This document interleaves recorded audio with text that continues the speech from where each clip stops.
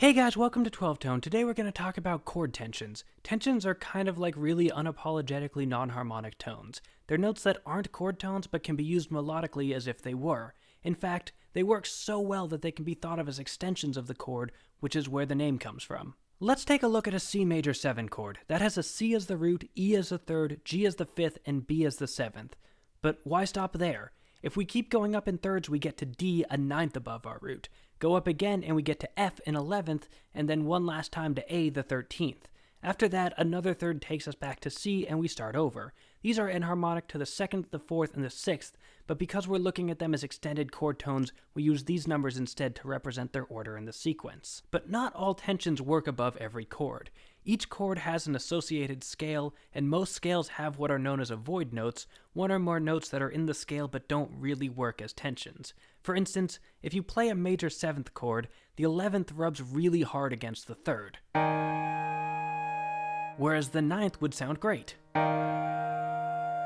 So how do you know which notes to avoid? It's partly memorization, but there are a couple guidelines that help a lot. First of all, any note that's a half step above a chord tone is going to rub like crazy, like the 11th we just played or this flat 13 over a minor 7th.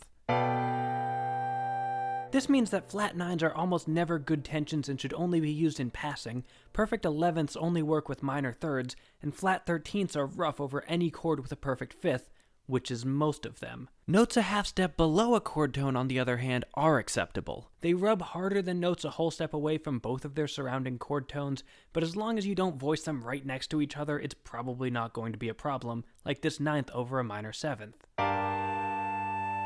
The other rule is that because of how harsh and directional tritones sound, you don't want tensions a tritone away from chord tones. This is another reason to avoid the flat 9, which is a tritone away from the perfect 5th. Likewise, you want to avoid major 13ths with minor 3rds. The one exception to this is that sharp 11s are okay. They're a tritone above the root, but they're usually only used over chords with major 3rds, and it doesn't really wind up pointing anywhere. There is, however, one exception to all these rules, and if you've watched our previous videos, you may have already guessed which chord gets this special treatment: the dominant 7th. You can use basically any tension you want over a dominant 7th, except for the perfect 11th because that's the root of the target chord, which spoils your resolution. But you can use 9s, flat 9s, sharp 11s, 13s, and flat 13s. Go crazy! You can even use multiple at once. Here's a dominant 7th with a flat 9 and a sharp 9. It sounds super gnarly, but gnarly is what you're going for with a dominant 7th, so have at it. This broad range of available tensions is one of the reasons we have so many dominant scales, which is a topic we should really cover sometime soon. If you're using tensions in your melody, you usually also want to include it in the supporting harmony. To notate this, you just take the chord symbol and replace the 7 with whatever the highest tension you're using is, like this C major 9, or this F minor 11. The 9 almost always sounds good, so if a player sees that F minor 11, they're probably going to just assume the G as well.